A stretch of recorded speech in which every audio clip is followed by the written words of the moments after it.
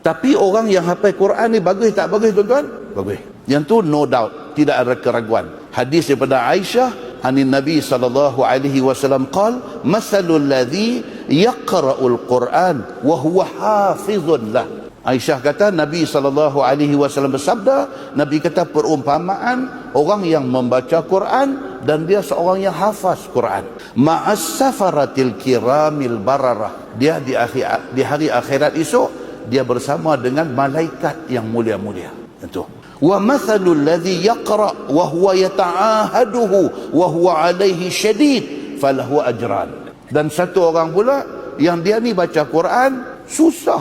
Dia ni jenis lidah keras. Nak sebut buat tak boleh. Ni ada ghairil maghdubi alaihim waladdallin. Ini begitu. Dia buat tu dia tak boleh nak sebut. Buat dia tak boleh sebut. Tapi dia pulun. Dalam hadis kata apa? Wa huwa yata'ahaduh. Dia pulun, dia tekun, dia bersungguh-sungguh. Walaupun lidah dia sebut, dia duk pulun juga. Wa huwa alaihi syadid. Sampai nampak susah. Ni nak sebut makhraj huruf tu, nak sebut tu sampai cekang awak tengkuk, muka merah menyala, sampai macam tu. Nak baca Quran ni, tapi dia nak baca juga. Falahu ajran. Nabi kata, bagi dia 2 pahala. Lebih pada kawan hafal Quran tadi ni. Dia ni 2. Pasal apa?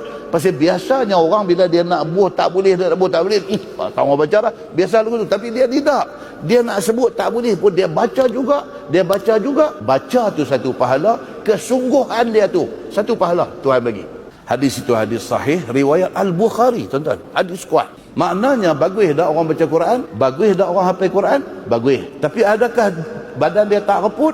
Tidak ada dalil. Begitu. Baik. Kemudian ada satu hadis riwayat daripada Ali bin Abi Talib radhiyallahu an. Dia kata qala Rasulullah sallallahu alaihi wasallam man qara'a al-Quran wastazharahu fa ahalla halalah wa harrama haramah adkhalahu Allahu bihil jannah. Siapa yang baca Quran dan menghafal Quran, Nabi kata, dan dia menghalalkan apa yang Allah halalkan dan dia mengharamkan apa yang Allah haramkan, dia akan masuk syurga. Macam tu punya cerita. Hafal Quran dan dia pegang dengan Quran tu. Halal, haram dia pegang. Ada tak ada tuan-tuan orang yang hafal Quran jadi merapu? Ada tak ada? Ada. Hafal. Tuhan dah bagi dah dekat dia. Hati dia, dada dia boleh terima 30 juzuk Quran. Pelan-pelan lupa. Pelan-pelan lupa, pergi jadi budak nakal, pergi jadi naughty boy. Daripada hafal Quran. Ada, tuan-tuan. Itu sebab Nabi SAW bagi warning benda ni. Baca Quran, hafal Quran, menghalalkan apa yang Allah halalkan, mengharamkan apa yang Allah haramkan. Maknanya Quran tu bukan hafal saja, ingat dan beramal, masuk syurga. Nabi kata wa syafa'ahu fi 'ashratin min ahli baitih. Nabi kata apa? Dan dia boleh memberi syafaat kepada 10 orang daripada ahli keluarga dia. Kulluhum qad wajabat lahun nar. Yang depa ni dah pun nama ditulis untuk masuk neraka. Dia boleh ambil 10 orang bawa keluar. Cumanya apa dia? Hadis itu dhaif. So dia kata itu apa?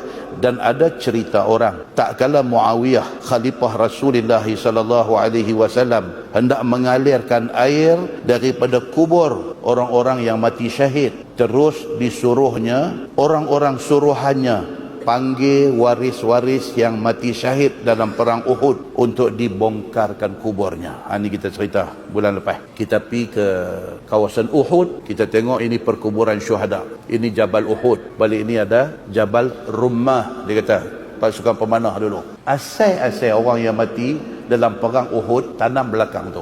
Sebelum berlaku perang Uhud, Jabal Rummah tu dia panggil Jabal Ainain. Bila jadi perang Uhud, pasukan pemanah duduk di atas, orang panggil Jabal Rummah. Rummah tu maksudnya pemanah. Tanam di belakang tu. Dan belakang tu adalah kawasan wadi, kawasan air. Kalau hujan lebat, kawasan tu dia akan jadi macam anak sungai. Dan wadi tu dia panggil Wadi Qana. Wadi Qana. Belakang Jabal Rummah tu Wadi Qana. Khaf nun alif ta marbutah. Wadi Qana. Zaman pemerintahan Muawiyah bin Abi Sufyan, bila main hujan lebat, air duk lalu deras kawasan tu, kubur tu dah jadi masalah. Ada yang nak terbongkar keluar mayat. So Muawiyah kata panggil adik-beradik orang yang mati ni, abang kata apa? Kita nak pindahkan kubur ni bawa ke depan Jabal Uhud. Maka kerja pemindahan pun dilakukan. Dia kata dalam kitab ni dia kata panggil waris-waris itu bagi tahu kita nak pindahkan mayat itu kerana di situ kawasan laluan air. Kata sahabat Nabi yang bernama Jabir, maka kami keluarkan orang-orang yang mati syahid yang ditanam di situ, dan telah kami dapati akan mereka itu lembut badannya dan halus badannya, maka kena di jari kaki seorang daripada orang yang dibongkarkan kuburnya itu, kena dengan penyodok tanah, lalu keluar darah daripadanya. Yang tu jadi di depan mata benda tu sudah jadi. Apa dia? Badan tu lembut macam orang baru tanam tak sat ni. Badan lembut, elok, berisi, intact. Orang putih kata. Tidak cukup dengan itu, bila nak pindah tu duk korek, kena penyodok, berdarah. Penyodok kena di kaki, berdarah. Macam orang hidup, darah duk jalan lagi dalam badan. Ini kata apa?